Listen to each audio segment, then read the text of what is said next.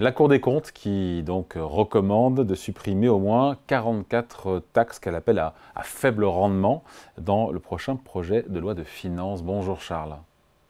Bonjour David, bonjour à tous. Charles Sana, fondateur du site Insolentiae. Charles, c'est un rapport qui a été publié la semaine dernière, donc on arrive un peu tard, mais c'est pas grave parce que je ne l'avais pas vu passer, puis j'étais en vacances, et donc je serais bien d'en parler parce que, déjà on explique, c'est quoi une taxe à faible rendement? C'est une taxe qui rapporte C'est pas grand-chose, c'est ça? ça, c'est une taxe qui sert à rien, qui ennuie tout le monde et qui coûte très cher à collecter. C'est ça en fait. Donc ils rapportent peu ou pas beaucoup quand on les prend séparément, mais quand on les cumule, enfin les taxes à faible rendement, j'ai vu que c'était, je ne sais plus, 5 milliards d'euros ou 6 milliards d'euros de Ouais, recettes au cumulé, hein. ouais. Ouais, un petit peu plus de 5 milliards d'euros.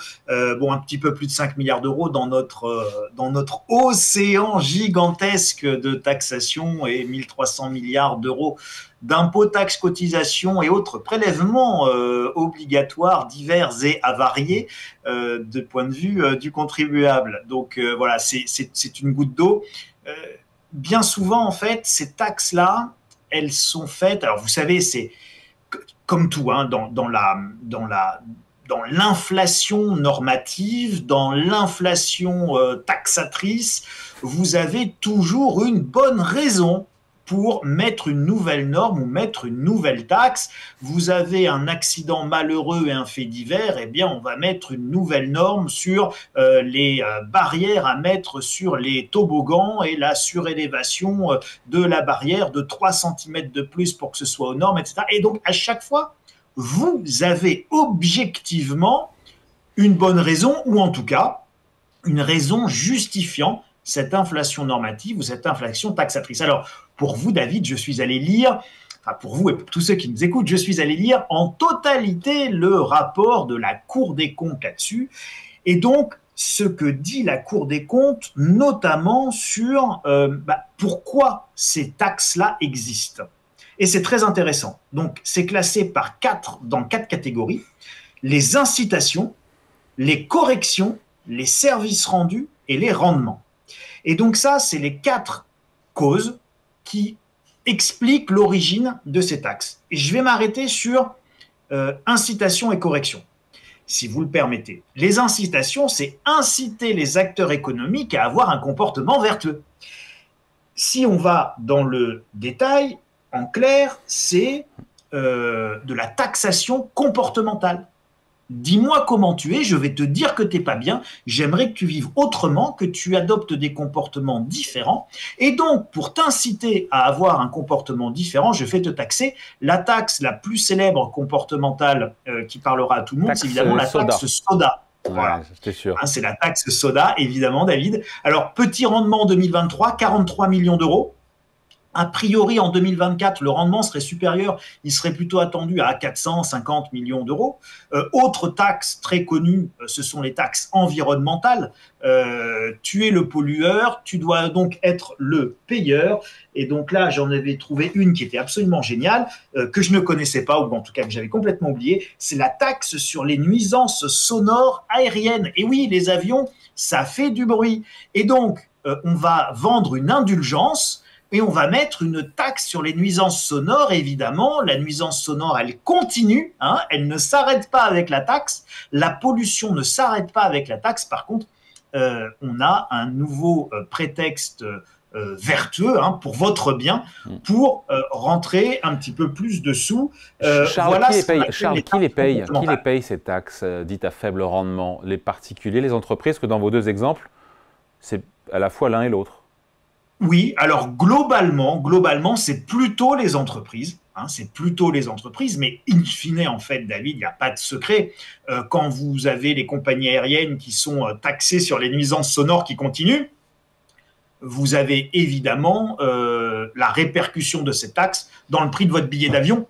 Donc en réalité, c'est globalement toujours le consommateur qui, in fine, même de manière très indirecte, va la payer. Mais globalement, c'est plutôt à 60% payé par les entreprises Hmm. que par les particuliers.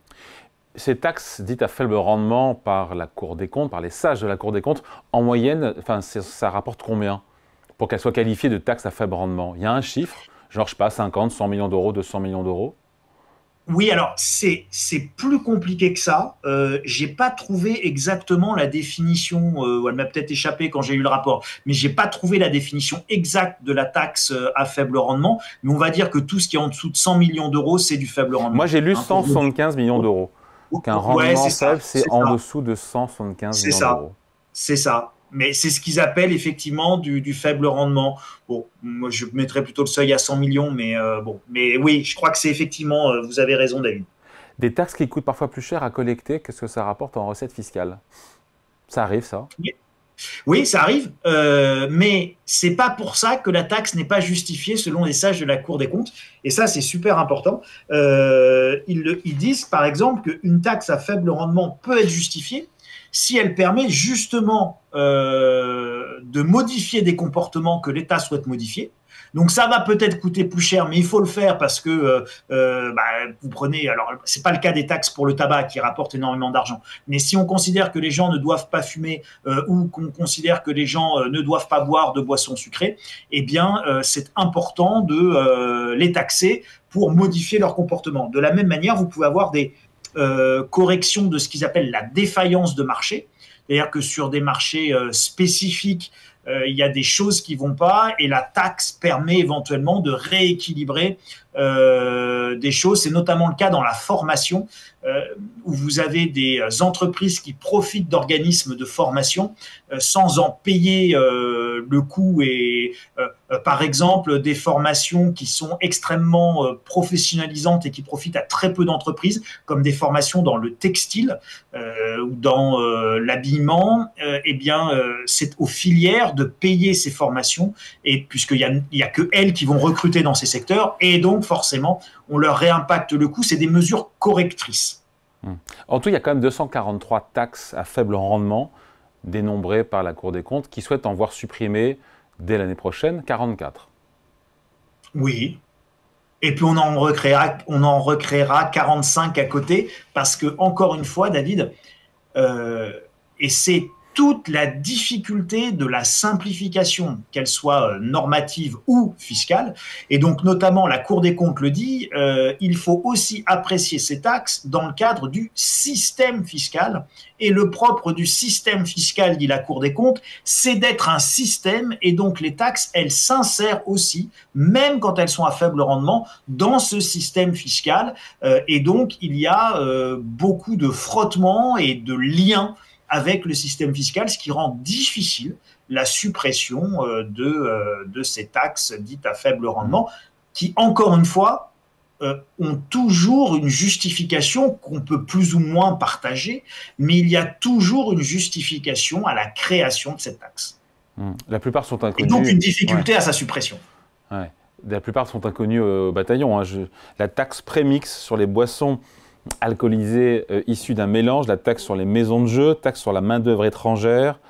Voilà, la plupart sont inconnus au bataillon. Oui, mais encore une fois, elles ont été faites pour des raisons bien précises. Alors bon, vous savez, à un moment donné, on aime à se moquer de la tronçonneuse de Javier Milei ou brandie par, offerte après à Elon Musk et pour son Doge. Et donc, on aime à se moquer, nous les gens raisonnables, calmes, pondérés et sérieux, de l'attaque à la tronçonneuse. Mais en réalité, c'est dans un système devenu extrêmement complexe, à un moment donné, vous devez remettre au cœur de votre action la décision et le fait de couper à la hache. Alors, vous coupez à la tronçonneuse en Argentine et aux États-Unis. Chez nous, en France, c'est plutôt l'expression « couper à la hache ». Peu importe l'outil que vous allez utiliser pour représenter et matérialiser votre action politique dans la simplification normative ou fiscale, mais à un moment donné, vous êtes obligé de prendre des actions extrêmement fortes parce que sinon, vous n'en prenez aucune. Voilà. Et vous voyez bien que c'est le problème auquel est confrontée l'Union européenne avec son inflation normative terrifiante, puisque la seule justification de la Commission européenne, c'est d'édicter des directives, c'est-à-dire des normes, et la seule justification à l'existence de nos députés, c'est de transformer ces directives en loi française, ce qu'on appelle la transcription, et puis d'en rajouter une petite louchée au passage pour bien justifier leurs émoluments plantureux. Donc, si vous voulez, à un moment donné, et c'est pareil pour la fiscalité, et donc à un moment donné, vous allez être obligé de tailler à la hache de manière extrêmement forte si vous voulez obtenir un résultat de simplification ou de suppression. L'ensemble de ces taxes, il faudrait les supprimer. Mais... Donc elle a raison la Cour des comptes, Charles, elle a raison la Cour des comptes de dire il faut, sur les 243 taxes à faible rendement, il faut commencer par en supprimer 44. Moi je me dis juste que à l'heure où le gouvernement cherche 40 milliards d'euros d'économies, tirer un trait sur potentiellement 6 milliards d'euros, même si ce n'est pas 6 milliards dès la première année, ça me paraît compliqué. Hein. Non, c'est pas compliqué en réalité. Objectivement, David, tout ça, c'est des sacs de nœuds. Vous occupez des temps de fonctionnaires délirants à enfiler les perles et à compter les bouts de les queues de cerises et les bouts de ficelle. Vous occupez des milliers de comptables dans les entreprises à enfiler les perles et à compter les queues de cerises. Vous avez des risques d'erreur, vous avez des risques de contrôles fiscaux. Vous avez donc tout ça est totalement stupide, c'est complètement stérile et c'est pas les 44 qu'il faudrait supprimer, mais c'est l'ensemble de ces taxes à faible rendement. De toute manière, il faut simplifier tout ça. Il y a beaucoup de sens à simplifier tout ça. Et puis, si l'État a absolument besoin de ces 5 ou 6 milliards d'euros, David, je vous propose un truc vachement plus simple. Ouais. C'est la taxe diverse, hein, la taxe diverses et variées, hein, donc qui va remplacer toutes ces petites taxes, 1 euro chacun. Et c'est parti, terminé. Si c'est pas 1 euro, c'est 2. Et puis comme ça, l'État aura une nouvelle taxe, dite la taxe diverse, qu'il pourra augmenter et petit à petit, elle pourra elle aussi rapporter des centaines de milliards d'euros comme il fait à chaque fois. Une taxe qui ne sera jamais avariée. Allez, merci beaucoup. Explication, point de vue signé. Charles Sana, fondateur du site Insolentiae. Merci Charles, salut, bonne journée. Merci David, merci à tous.